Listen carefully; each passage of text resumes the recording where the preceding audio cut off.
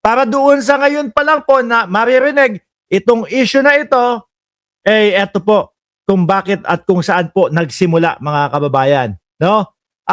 Yung kay Ann Curtis, eto po dito po nagmula yan mga bossing. And lastly, alam mo minsan nasa Shangri-La ako, nakita ko si Ann Curtis. Ang ganda-ganda pala niya. Yung mga may desire sa loob ko na nag-init. I thought yun, Mami Love. Ayun.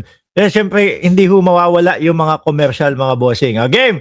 Ulit ulit. Isang bagsak pa ho ulit. Eto, may paliwanag po no, sa Congress, si Congressman Bogley. And lastly, alam mo minsan nasa Shangri-La ako, nakita ko si Ann Curtis. Ang ganda-ganda pala niya. Talaga, maganda ho naman talaga yun.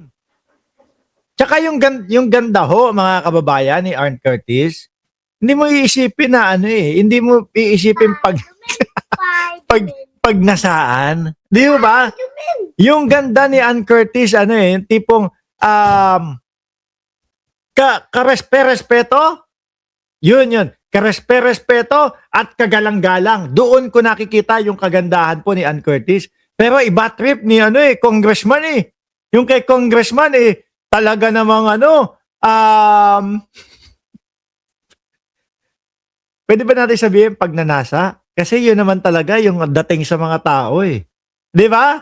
Pagnanasa naman talaga yung dating sa mga tao ni congressman kay Ann Curtis. Game! Yung mga may desire sa loob ko na nag-init talaga. Na-imagine ko. Bilang congressman, sasabihin mo yan, nag-init ako talaga kay Ann Curtis. Mga boss, no? Balik rin ho kaya natin ang sitwasyon. Yung misis naman kaya niya ang nagsabi ng ganun. Ano kaya ang mararamdaman ni Congressman Bong Suntay? Mas masakit ho yun. Lalo na pagkagaling sa babae. No? Sabihin na natin, artist din ho, artista na din ho. Yung biglang sinabing pinagpantasyahan o ina-imagine at biglang nag-init yung misis ni Bong Suntay. Like example, si Papa P, si Piolo. Di po ba? Masakit sa lalaki yun. Sir, hindi mo iniisip yung sinasabi mo. Sa Congress pa ho, di ba? Na lang kung anong pwedeng mangyari. Pero siyempre, hanggang imagination na lang yun. Pero, hindi naman siguro ako pwedeng kasuhan dahil kung ano-ano yung na-imagine ko Yan ho ang nangyayari sa kanila. Kakadepensa. Nung mahirap at hindi naman kayang idepensa ho, mga bossing. Gumagawa na sila nung mga ikalulusot, nung mga ipinagtatanggol nila na hindi nila namamalayan, nagmumukha na silang bastos, mga kababayan. Sabi ni Oscar Galyarte, 2662, nanginginig pa si Suntay, no? Sa desire daw. May ganun po nag-init talaga ako. Di po ba? Paano na lang ho kaya, mga bossing, kung yung mga kapatid na mga babae or whoever ang maririnig mo sa isang tao na pinagnanasaan ng isang tao? Di po ba? Hindi. Kaya nga po yung merong mga batas na bawal yung mga catcalling, yung mga pasipol-sipol, mga kababayan. Dahil ayaw nating nababastos po yung mga kababaihan. At take note kakapasok pa lang po ng month of para sa mga kababaihan. Tapos ganito yung maririnig natin sa congressman ng Quezon City. Thank you very much, Madam Chair. Huwag kang mag-alala, Congressman. Dahil ipapakita naman din namin o ipapakita ko naman din yung dahilan mo para dyan. Ito daw ho, mga boss, yung dahilan ni Congressman Bong Suntay kung bakit niya nasabi yon. Alam mo, one of the allegations were yung statements na binigay ni Vice President Sara na sinabi niya na i-imagine niya na dahil kung sa sitwasyon sa eskwelahan ay imagine niya na parang gusto raw niya putulan ng ulo si Presidente. Meron desire. So there's imagination and desire.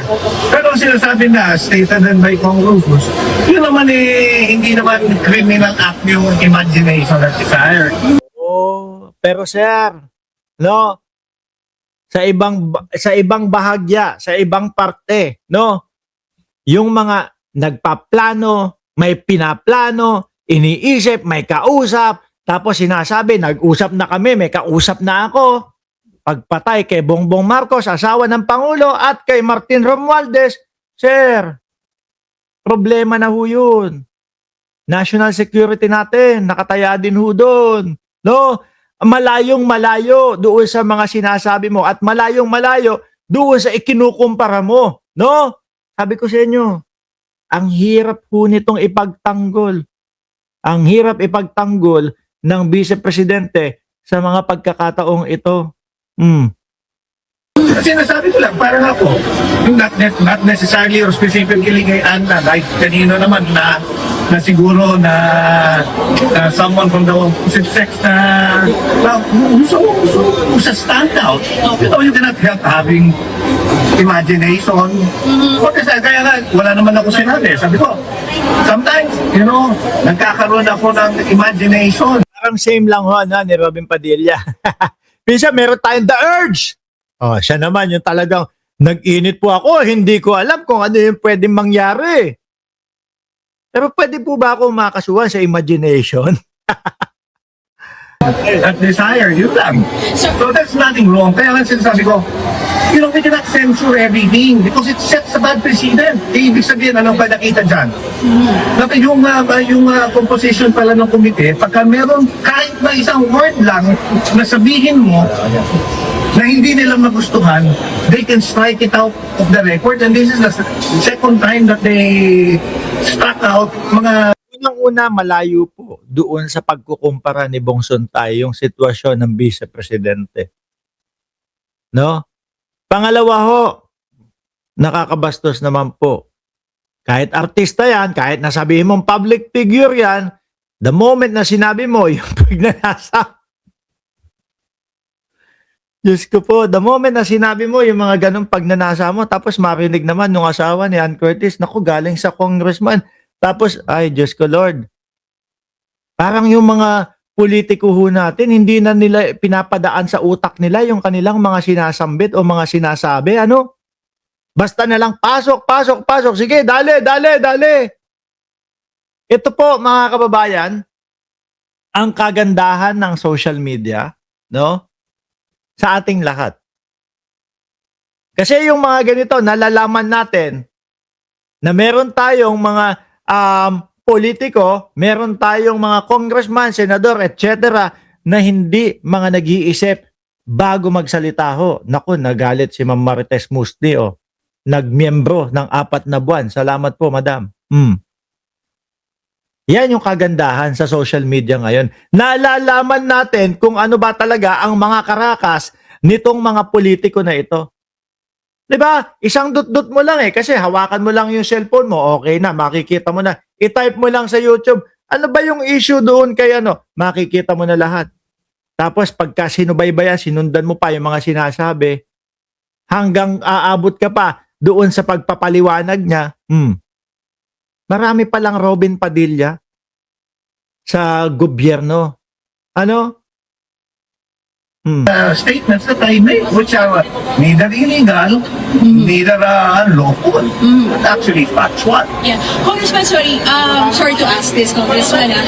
Don't you think it's a bit improper for you to say those things like the imagination kung anong pwedeng mangyari? Kaya nga, sasabihin ko nga, what's the definition of imagination? What's the definition of desire? Talagang ipapasok, ipipilit. To, ano mga bossing, dapat maging kasing bait ni Sir Ma. Oo, tama. Hindi ng babae, hindi ng babastos ng babae. Dapat ganun. O, di ba?